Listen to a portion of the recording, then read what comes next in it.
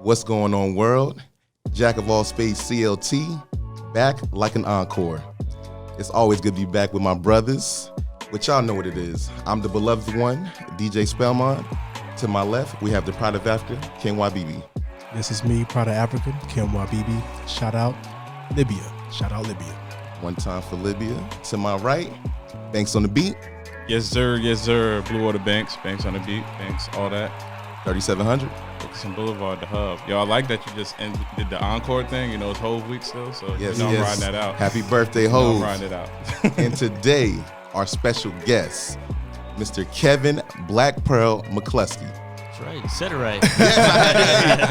Transparency, I had to ask before the interview. That's what a good person, a good interviewer does. But people often forget even when I tell them that. They go straight back to it. Yeah, so props to you. Look, I also put the little U right there just to remind myself. Thanks for having me on here. I really appreciate you guys inviting me. We appreciate you making time for us, to be honest. Yeah, for sure, man. We always start our podcast off by giving our guests their flowers. So we're going to run through your banner real quick, man. West Charlotte High School alum by way of the East Side. Right side. All right. Former drum captain. Father. Production credits on multiple tracks. Grammy nominated.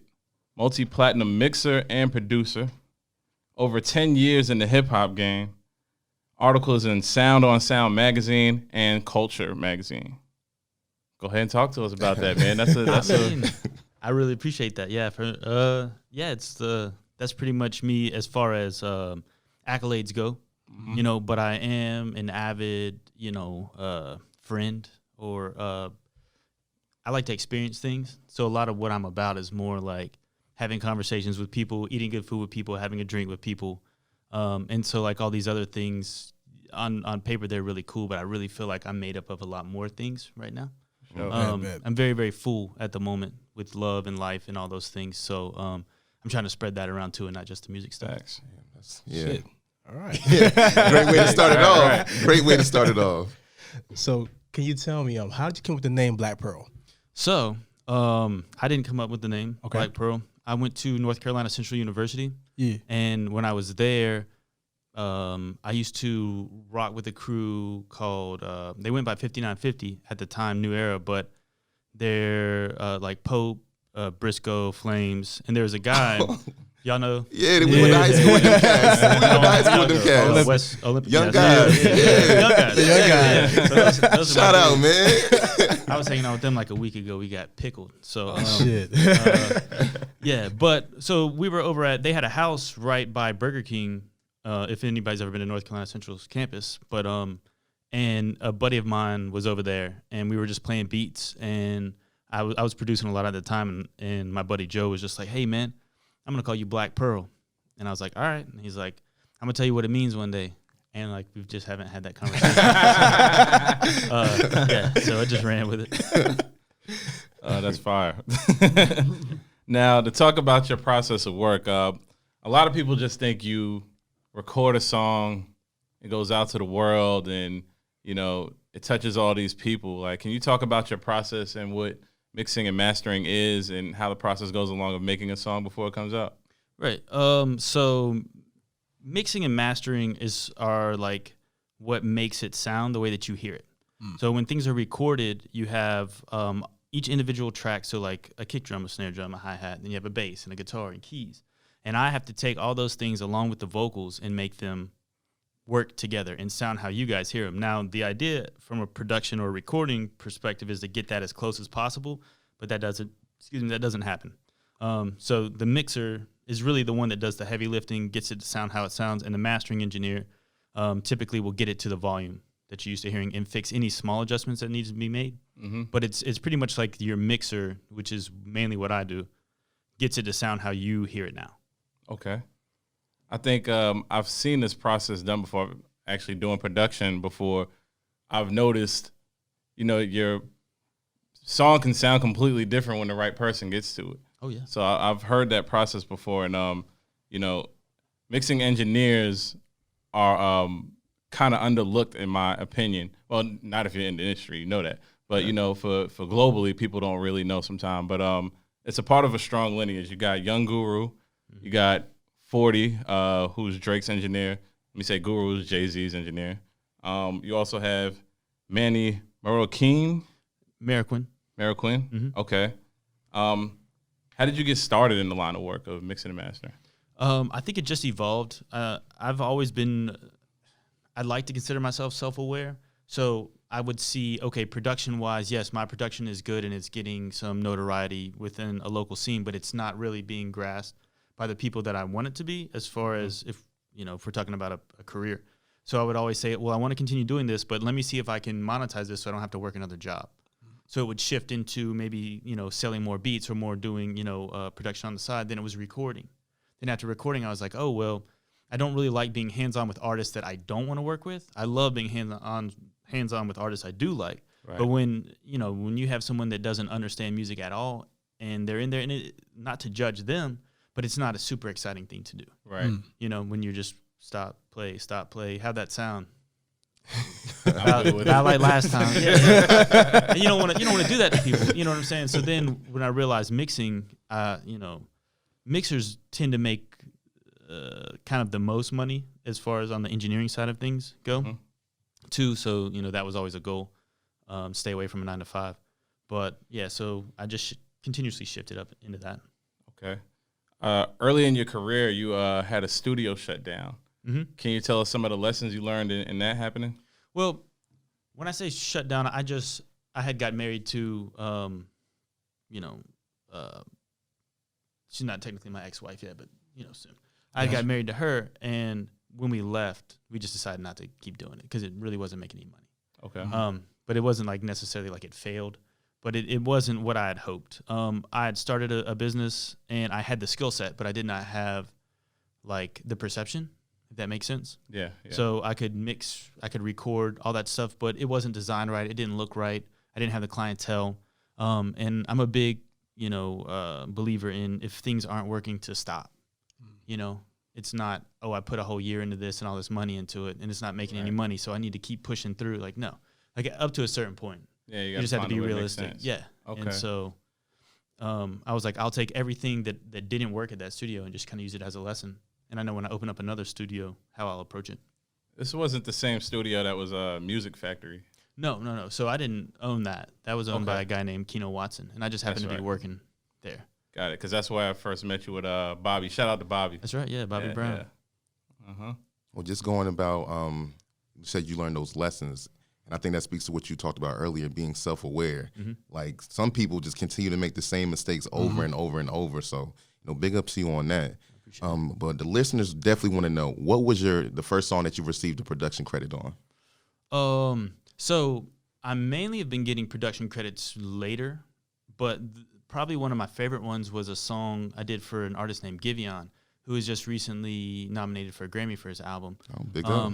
So early on in his career, when he had first, got signed, a buddy of mine that does like some management for me set me up with it, and he needed this track redone. And so I brought in like Harvey Cummings and CJ Mercer. We brought all these guys in and we recreated the track. I did it with Danny Hurley, and that was probably my favorite. And that was one of the first like bigger production credits. I got some small production credits on the Casey Veggie records where I went in and basically I was working for the producer and they had me go in and do like beat chops and like little like ear candy effects and things like that. And I got some production credit for that. So that was like maybe the first industry record. Yeah, big up Mr. Cummings, because we were at 1501 and he was out there playing. Yeah, man. Yeah. I didn't go to high school with him. He marched in the band with me at high school, but I went to Central with him as well. Wow. All this musical connection, man. Yeah. So a lot of people will associate you with the baby. And you did mention a few other artists that you worked with. Besides those guys, who else did you have mixed for and produced for? As far as in the industry goes, or local, or anything in the industry. Well, I think if anybody that knows me was to say who I'm associated with, it'd be Elevator J. Elevator J that's my guy. I've mixed every project he's had, starting with Going Up, and then I was living in Florida for a year on the No 13, and every project after that, I've recorded them all. Yeah. That's my guy. I still believe in his music. I think he's got some of the best music. I will put him up singing-wise against anybody in the city. If anybody wants to know, out of all the songs that you've ever heard, on an Elevator J project, there's not one lick of auto-tune. at all. Not one. There's not pitch correction at all on it, and that's almost unheard of with a lot of artists. So his ears is amazing, and his production is amazing. So I've been doing a lot of work for a guy named Buddy out in L.A., and a lot of people know him. Him and an artist named Kent Jams, which is one of his best friends. So I really like their music, though. So how did that relationship first form between you and Elevator J? It's through a good friend named Mark Williams. I went to high school with one of my best friends. He's just an all-around great person. A lot of people know him, but we were hanging out where, I think it's where Benny's is, Heist Brewery and Benny's. There used to be like a little lounge over there in Noda when Noda, before it was kind of developed. And they had a pool table in there, and I just used to always go shoot pool. And my buddy Mark was like, hey, Jay raps, why don't you guys do music together? And when he came in, he was the first artist that I dealt with that sounded like what I grew up listening to, which was just Outkast and 3 6 Mafia. So like that's Big up all. 666, Right. You know Big up the 666. The show. And I'm 34, but you know what I mean. Growing up in Charlotte at the time, because Power 98, they'd play like New York stuff and they'd play like R&B, and it was cool, but it was mainly R&B. And then 92.7 came out, and they kind of brought some more stuff from the South, and that was exciting too. But before that, I was getting like Outkast CDs or 3 6 Mafia. I was getting like 3 6 Mafia mixtapes and stuff. But yeah, so he sounded like that, and I was just super excited, and it just kind of grew from there. Well, I definitely got to ask, how nice is your pool game? Yeah. Well, it was. If you get me on like a little 6-foot table at a bar, with some drunk people, I'll drink all night. But, Yeah. You know what I mean? I hadn't played in a couple of years, so. Okay. Yeah, I mean, I ain't gonna say I'm the best, but He nice. I like to play. I dabble in it. So I want to go back on the baby real quick. So how did you feel when we reached back out to you to mix Kurt? Because you did Baby on Baby before, right? And then he came back to you and asked you to mix Kurt. How you feel about that? Were you surprised by that, or? Yes and no. Because one thing I'll say about the baby is I have the utmost respect for him as a person. I used to go he would pay me to mix records, and I'd meet him behind a McDonald's in North Lake Mall. You know what I mean? And I've seen him in that stage where he was like grinding, and then he used to come to the house when we'd finish up projects, and he's always been this really stand-up person. And this very, he always paid me on time. He's very smart, very articulate, and so I always said, once he gets to that stage, I understand that there's levels to this. Like I do this. I had some plaques before I started dealing with him, and I get it. Sometimes you don't have control over those things. And I thought maybe, if worse comes to worse, the label will force him to use somebody that they use. Correct. So when he did come back to me, yeah, it was awesome, but they kept the A&R and and his manager Carter kept hitting me like, hey, what's going on with these mixes? And I was like, I haven't got these sessions. They're like, okay, we'll get them sent to you. And then every day they'd hit me up, hey, what's an update on the mixes? I'm like, you're not sending me the sessions. Where are these? And so it got up to the point where there was maybe 3 days before the absolute deadline had to be. Sheesh. And they called me and they were like, hey, we're coming over. We got to mix this. So it felt really good that they still wanted to use me and do it, but the way that the process. Yeah, the process of it really, really strained what I perceived as could have been the quality of it. But that's a part about being in this industry too. Sometimes you have 2 days. It's like, are you going to do it or are you not? Right. Because we're going to call somebody else who's going to do this in 2 days. They didn't come at me like that, but that's how it works. Right. It's not going to be like, oh, this isn't getting done. It's like, yeah, this is about to get done. So I would rather be the one that does it. Yeah, heard that. But it felt good. It was nice. It was good to see him too. He'd been touring and doing all this stuff, and he came with his daughter and his lady, I don't know how it works, but his daughter's mother. Yes. So yeah, man, it was just really cool. It was good to have him in there. Nice, man. Well, big up that, the city sticking together. We all about that. Right. So can you explain the significance of a Portuguese artist named Virgil and the Casey Veggies track Tied Up? All right, so Vergul. I'm not, like I said. I mean, a little bit of Portuguese. I don't know what that song is about. I think it's called I Don't Know. So okay. I had to mix that song based on I don't know, just what I thought it sounded like. But so that was something that was set up through Warner Music Portugal, and there was a guy that really kind of put me on in the first half of my industry career, a guy named Vinay. And Vinay is a producer. I'm not sure if he's still signed to, but for APG, which is a really heavy-hitting songwriting production camp owned by Mike Karen. Okay. And so Mike Karen was one of the high-ups at Atlantic Records, and so or Warner, or, I'm not sure. But, they would kind of like curate what they were trying to do or these songs. So he was the first one that was put me in place with a lot of people, and he's the one that Vinay was the one that got me on with Kane. So Kane Beats was the first major producer that I worked for, and he did like Super Bass for Nicki Minaj, Right Above It, Bottoms Up, those records, kind of in the late 2000s. Yeah. So yeah, and through that I was working with Kane, and we did a bunch of records one night with an artist. Her name's PJ, but she was a writer for a long time for BMG, and don't let me say the wrong thing, but I think it was BMG. Okay. And and so she cut Tied Up, and when we sent it, they have Dej Loaf redid it, and that was cool. But I always wish like people could have heard PJ's version, because she's just an amazing writer, amazing singer. So yeah, all that kind of came from the connection that like my guy Vinay, he put me on through all those. So those came from that. Well, shout out Vinay then, man. Yeah, Big man. up. Vinay's the man. Okay. I attended an event you had earlier this year. You and Fannie Mae talked about a little bit of production and mixing and mastering. You went in on about talking about people recording 2-track records in that process. Can you break down and talk about the ways that you want your skills to be utilized? Yeah, so one, for the people that don't know, a 2-track is like what we would listen to, a stereo wave or a stereo MP3. And so artists, they'll come in and they'll say, hey, I have this beat. And as an engineer, if I have each part of the beat, I can do a lot more. But if I don't, I'm stuck with how that 2-track sounds. What do you mean by each part? Yeah. So kick drum, snare drum, hi-hat, bass, guitars, keys, synths, and as an engineer, if I can manipulate each sound, I can really blow it out of the water.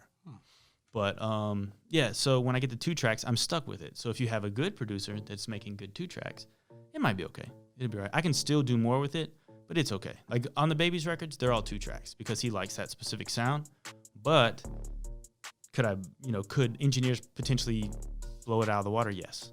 Like whoever you gave it to that's a professional engineer could probably do a better job. But it vibes, it goes number one, so it's not make or break. But he's also dealing with great producers. So if you have a good producer, we can do it. If not, it doesn't matter how good I record your vocals, how good I mix it, you're gonna sound like that bad beat. And that's what people will remember. So that's kind of the significance of that, or with anything, if you have a painter and you're like, okay, I want you to paint this, but you can't like put primer down first. You know what I mean? Or like a tattoo artist like that's doing a blowout over something instead of getting it removed first. You're limited. It's not so detailed. Yeah. And what you're starting with is not ideal. Okay. So can you give us the rundown of Black Pearl Studios and what can the artists expect? So we recently closed Black Pearl Studios to the public. Okay. Yeah, we moved locations. So we are now, we have a location uptown near Romeo Bearden Park. And we're basically shifting over into trying to curate, the sound of Charlotte. We're trying to preserve the sound of Charlotte and trying to, be a creative hub for the people that are doing things and less confined to, covering overhead, if that makes sense. You know what I mean? Like, or running a business or running a commercial recording business. We want it to be a place where your Elevator J's and your Eric Lotteries and your Lutes and, all the people that we deal with or we're friends with. It's like, I know people do things in other places, but, just where we can all come together and where other people can come together and network and fellowship with them too. We're going to be throwing some events and things like that, some mixers as well as master classes to try to educate the people that are around here because there's just not a lot of access. So we've kind of shifted over to that as opposed to the commercial recording facility where you could, book by the hour. So I got a question about the Charlotte sound. In your opinion, what is the Charlotte sound? Because we have like a wide range. You have your De Niro's, right? Like you say, you have your Elevator J's and your Lottery. So what's our sound here in Charlotte? That's a good question. I think it depends on what area you're from because I'm from the east side of Charlotte. Sometimes I might vibe out with a little more of like the guys that are coming from Idlewild. I'm from like Idlewild, where the big gold building is on Independence. So yeah, Sharon Amity, Albemarle, Idlewild, I grew up there. I still live over there. And so that might be a little bit different sound than the people that you're getting like Jay and them, you know, because they have that complete different dialect off LaSalle, off Beatty's Ford, you know. And if I was to like put a finger on it, I would say the closest thing to how Charlotte feels is Elevator J. When you're driving around 277 with the windows down at night, Elevator J's music sounds like that. When you're seeing the city, whatever color it decides to be that night, you know, it's not fast, it's not slow, it's kind of right there in the middle. And yeah, I really think Jay is the sound of Charlotte. To me, now you've got the baby too. Yeah, that's true. You know, we got a mainstream sound but his is very unique, you know. So I don't know. It's like a soundtrack. Yeah. Scoring the city, like. And Lute's good. Lute's like, I always feel like Lute's stuff is like when I'm really just having like an introspective day. Right. And like I'm like staring at it, like it might be raining a little bit, you know, and I'm just happen to be uptown or something, and like Lute would be playing in my head, you know. De Niro, those guys. Eric Lottery, he's not from Charlotte, but he's really embraced the city. He's also made like a lot of content and a lot of songs that involved areas in the city, which I really appreciate, like the Summer on Central project. Ghost. So if you're from the South Side, like Nations Ford area, South Side Ghost. Oh man, his stuff's crazy, you know. It's a little bit different vibe too, but I've been spending a lot more time down in that area, and it feels like how he raps. So it's a different vibe than the East Side that I know, or where I went to high school on the West. You know what I mean? That's their pace. Just being down there. So it just depends on who you are and what you like, I think. I love how you just laid that out, because it's giving Charlotte a depth that it hasn't had in recent years. Now, when people listen to this episode, they'll be like, they'll go look at a Southside Ghost, they'll go look for these artists and be like, yeah, I can hear what Kevin was saying. So, man, that's at least that. I mean, I'm from here, so I perceive it a little bit different, But music is subjective. That's true. Very true. You can listen to it however you want. There's no rules to it, but hopefully you can listen to someone else's perspective on it, and maybe it gives you some more insight as to where it's coming from and why it is. So I'll make a little slight shift. So enlighten our listeners on why you want to start an alpaca farm. Okay, well, Alpaca Farm, at the time, I was trying to decide if I was going to move farther into the city or more away from it, and my kids were really, really, really into it. And I'd visited some just randomly when I was out on the West Coast a few years ago. And something about being around them, it was really, really nice. I also have been trying to open up things like maybe not music related, but where like for people that are handicapped or young kids could come.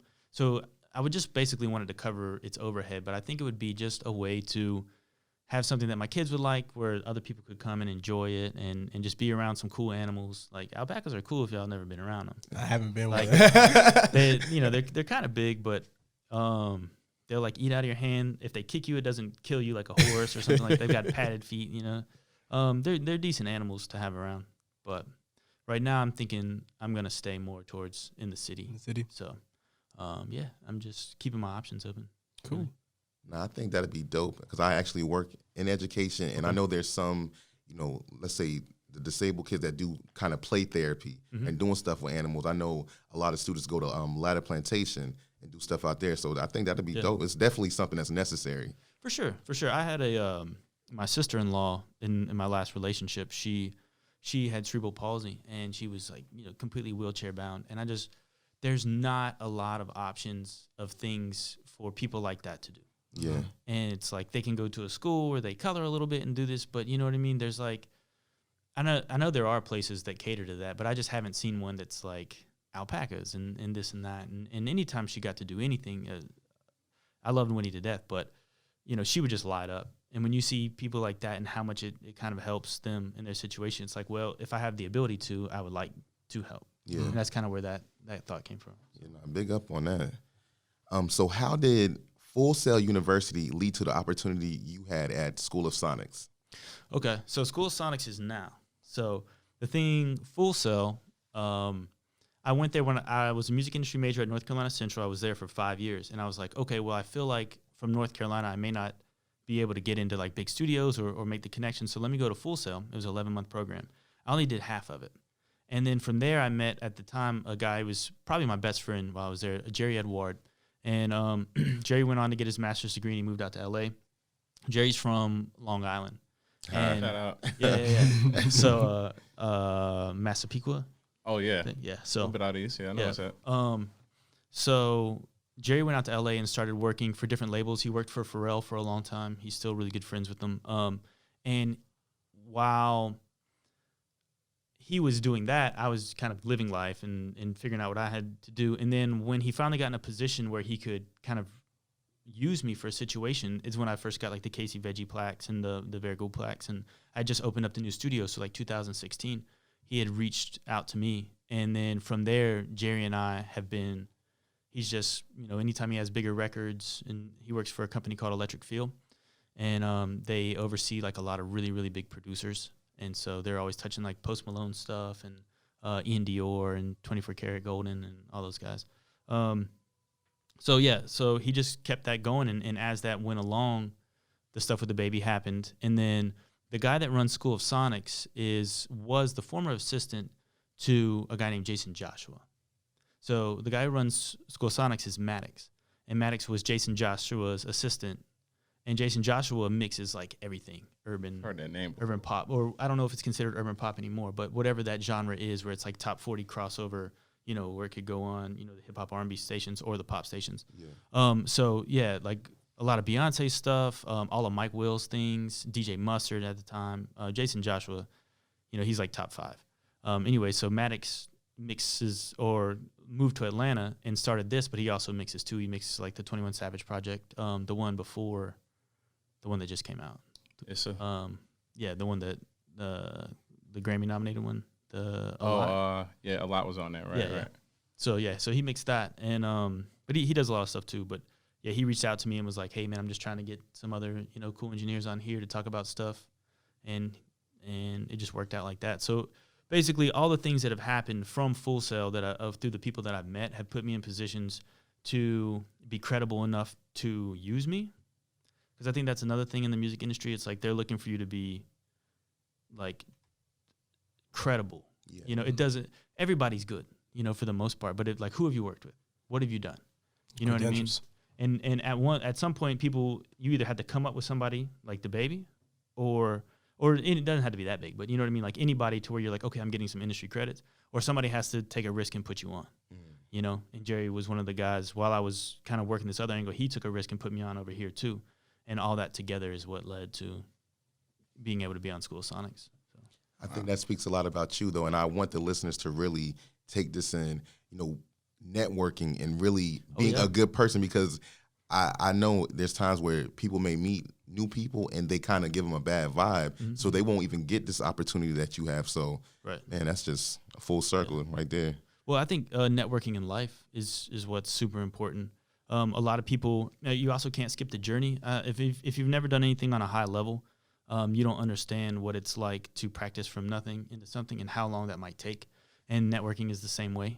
You know what I mean? You have to continuously do those. You have to learn how to be cool and like how to have a beer with someone if they drink beer, but how to have a coffee with someone if they don't. You know what I'm saying? How to go grab food and how to be in that situation, or you know what I mean? How to pull up to a cookout somewhere and and blend into that situation as well. Just because like people only want to work with who they're comfortable around. People only want to work with who they're friends with, and the more honest of a person you are and the more adaptable of a person you are, the more that helps. So big message with that. Yeah. All right, so all the listeners, definitely the old listeners know, the new listeners will find out. I was born in the UK, so London to be exact. And you're a big British NeoSoul fan. Right. So who are you tapped into at the moment? So I'm at a different stage in my life right now. Now the British stuff is great, but it's really, to me, like I was really into like Georgia Smith, Mahalia, Pip Millett. She's not quite as known, but she's really, really dope too.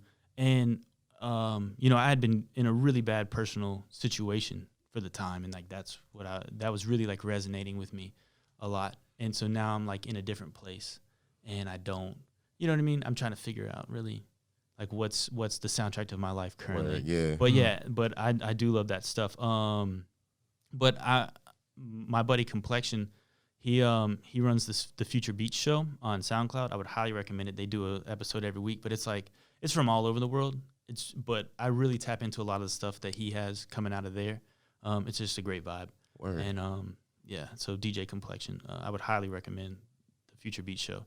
If you guys are ever bored and want to listen to some stuff. Oh, nah, you dropped the gem just now. Like, you know, you want to know where the source, the plug, like where it's like a lot of the new stuff that I'm getting is coming from. It's from there. Word. So yeah, but it's more songs than I haven't found like one artist. It's more like this song, this song, this song. Yeah.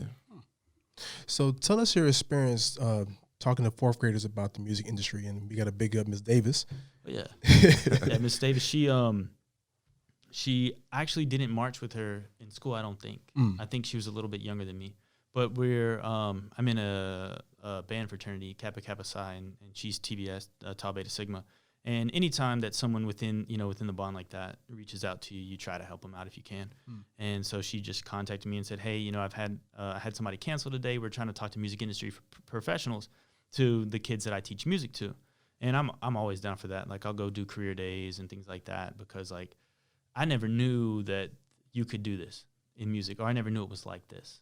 You know, I knew you could teach music or you could be a musician and things like that. But if I had learned earlier on, I probably would have went this route earlier. So it was good. They asked a lot of questions, a lot of good questions.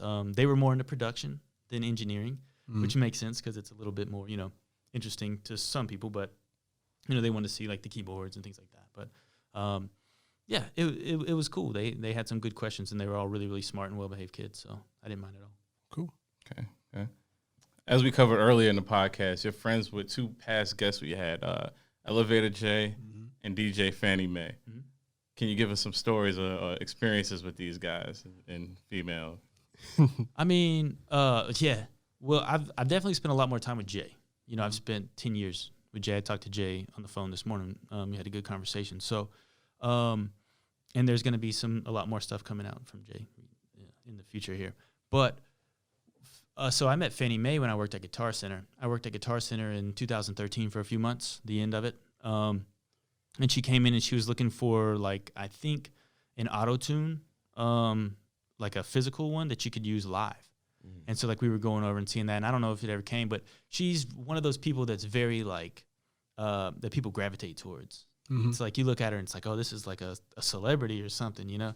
She just dresses cool, and but when you talk to her, she's super cool, right. Great energy. Yeah, she's got really good energy, but she's cool. It's like, oh man, she's real cool. And and I think she happened to come back a couple of times, and we had talked about some things, and I think she might have pulled up on me once or twice when I was working at Maximus over off of Griffith near the Gentlemen's Club on the south. Yeah, I think she came to the studio a couple of times up there.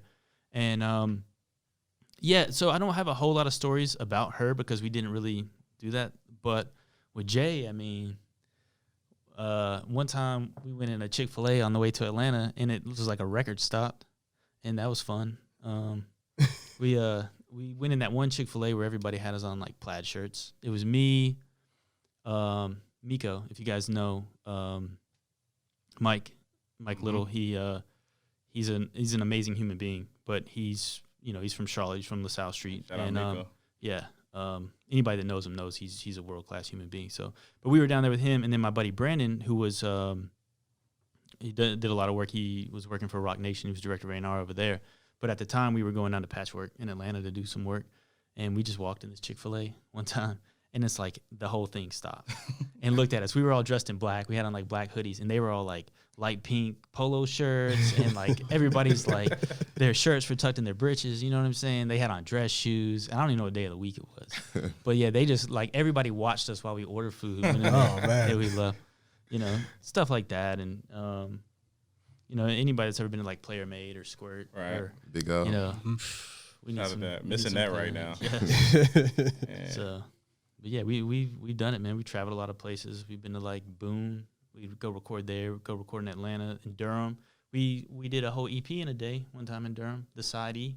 Okay. If anybody's an Elevator J fan, they've got he's got an obscure I guess EP, for lack of a better term. We recorded 4 or 5 songs that day, and they were all kind of not normal Elevator J stuff.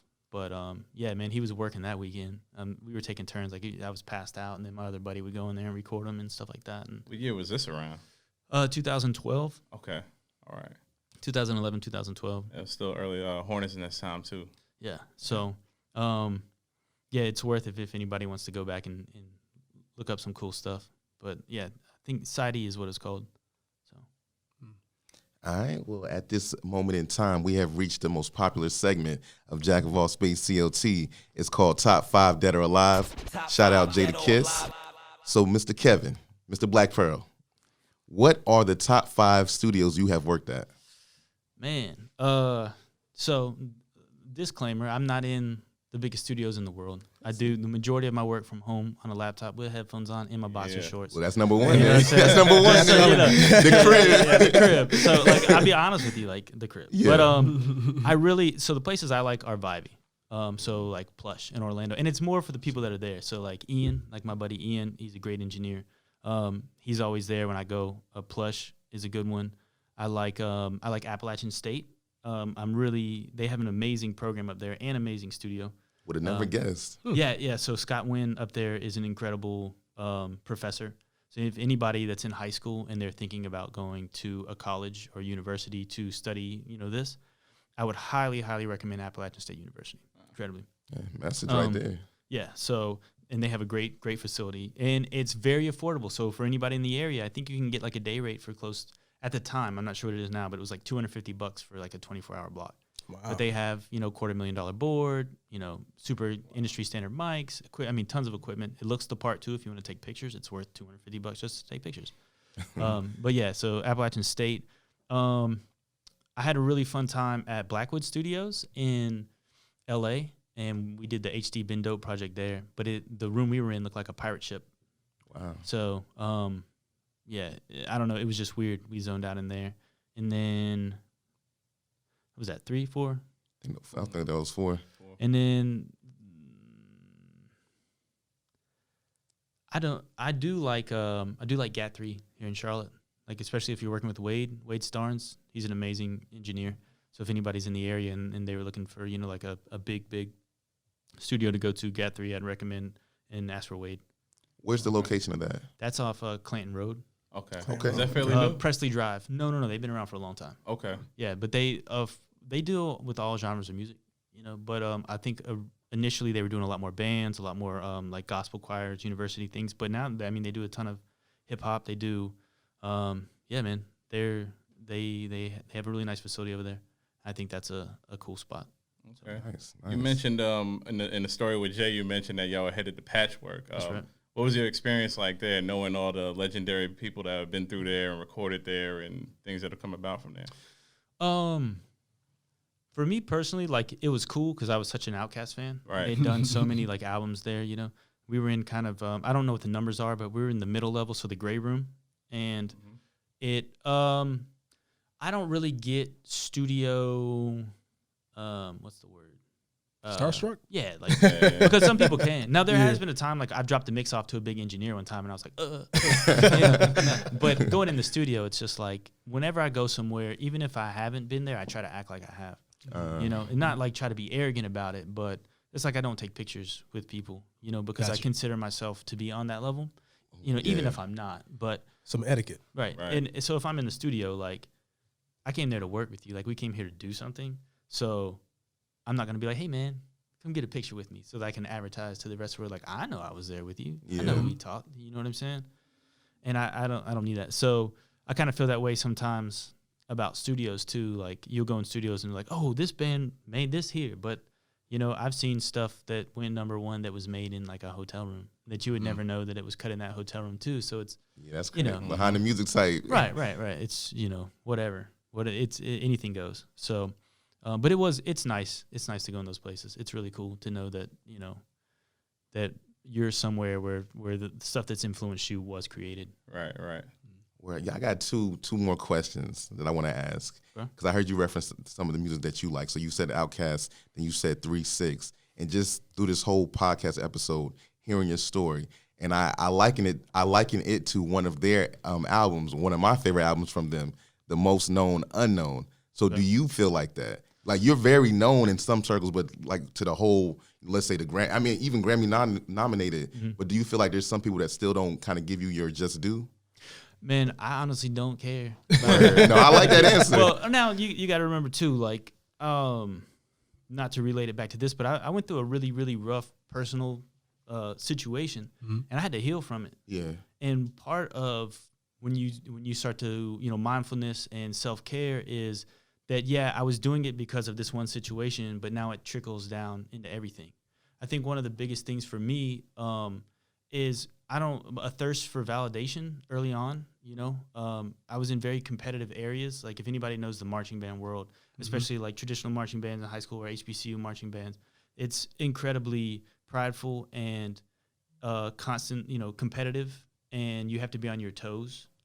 You never know when you may have to, just step to somebody or anything, just play somebody out in the street. You might see somebody at a mall. It's wild. But so with that being said, I did want that a lot of times, and I think that's what drove me initially. But once I did get those things, and you're like, okay, this is a plaque and this is a plaque. And then part of it is when I'm not able to do me about it, it took some of the greatness out of it, or what I perceived as would be amazing. Because a lot of times it's like, yes, this sounds amazing. You did a great job, but make it sound how it sounded.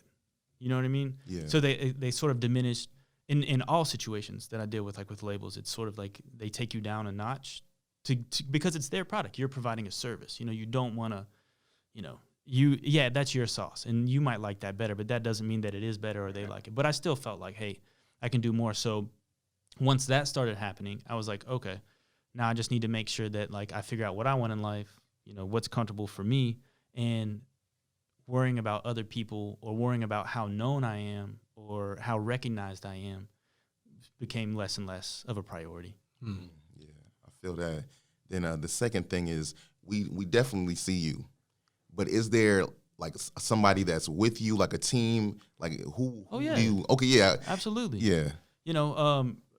First and foremost, my homie Danny Hurley, D Hurl. Shout out Anybody Hurley, that my knows guy. him, Big up, Yeah. big up, D. D Hurl is another one of those just amazing human beings. Yeah. And he really helps as far as a friend to play devil's advocate and to ground me when I'm going through what I've gone through, or when I'm just dealing with like normal day-to-day stuff, trying to make decisions. As well as he's a great mixer, he's a great producer. He won't tell you this, but he's an amazing singer. He might be the songbird of our Heard that on the generation, low. right? I've heard that. So if you need some background vocals and you ever record with Danny, see if he'll drop a few for you. Yeah. So that Miko, Mike Little, he's always been there. DJ A Huff, all the homies, Eric Lottery, Shome, Southside Ghost, Mullet, Trey, and Ryu. He's a dope producer. And so those are like kind of like my base group of people. And Jay, Elevator Jay. And everything that we do, a lot of times like nobody's really intertwined, but we may move parallel with each other, and anytime we can do anything, we extend a hand here or something there. And we've got some really, really cool stuff coming out. Also, my guy Brandon, my buddy Mark Eckert. If you guys don't know Mark Eckert, he's killing it in what the music industry will be in 10 to 15 years. So yeah, he's doing a great job. But he's based out of Charlotte. He went to high school here. And yeah, sorry if I forgot anybody. I'm always kind of tapping into different areas and trying to just spread everything around if I can.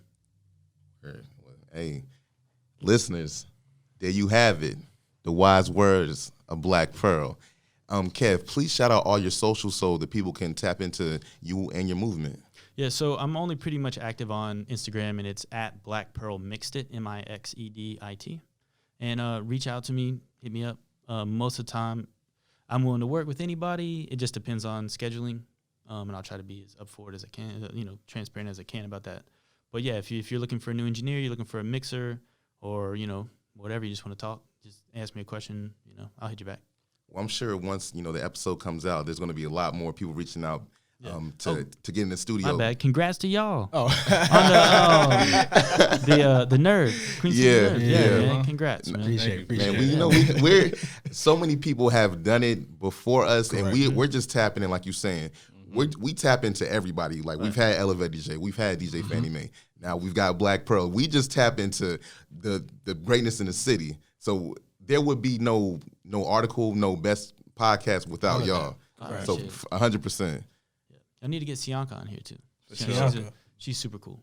Yeah, she has amazing music, but she's super cool.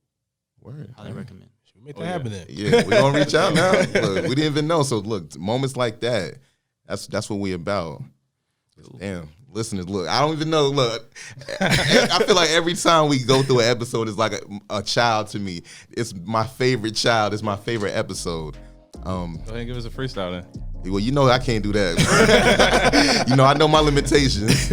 But what I can do is tell you about all the streaming platforms that we're on. Hey, Segway King, Anchor.fm for all your streaming platforms. That includes Apple Podcasts, Google Podcasts. Find us on SoundCloud. Find us on Spotify.